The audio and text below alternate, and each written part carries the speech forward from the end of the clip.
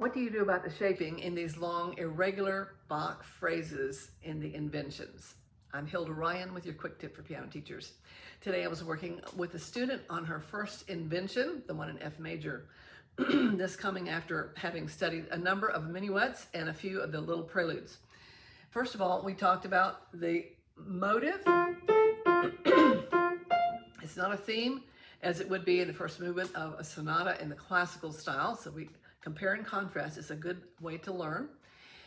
And then we're talking about finding the end of the first phrase, which is here halfway through the first page. And what do we do with the shaping? We have an ascent, a climax, and usually a descent.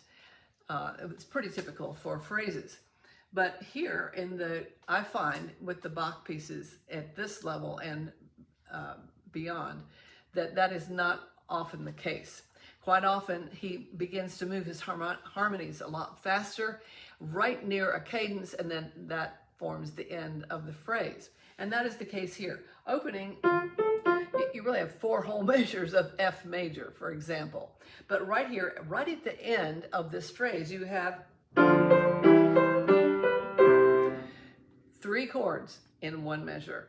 Now, if this was classical, I'd talk to my student. We'd probably take a little bit of time there. But this being Baroque, we can't really think about it, at least not in the middle of the piece. We can take a little bit of time at the end, but not here. What can we do? Well, we can get louder. What else can we do? Well, there's articulation. How fast are you playing your staccatos? There are 3 kinds. There's popcorn, very fast. There's medium, and there's portato. So probably your student is playing medium staccato on the 8th notes. So what if we changed that to popcorn, made it very short? Now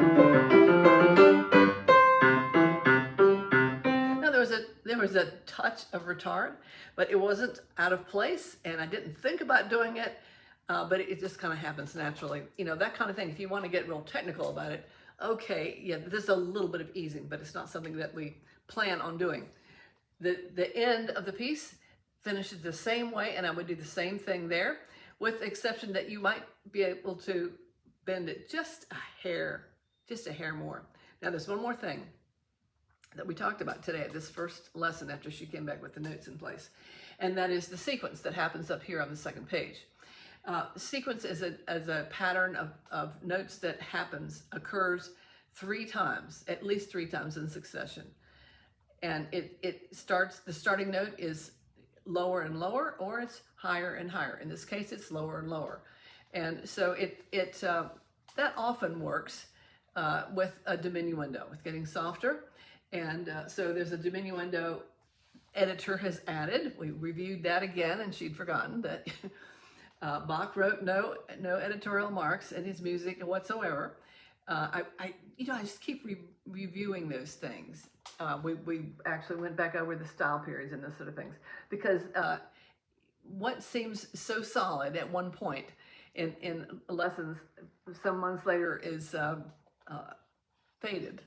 And so I just go back and review those kinds of things a number of times. So hopefully that helps you with your teaching of the Bach pieces, inventions in particular.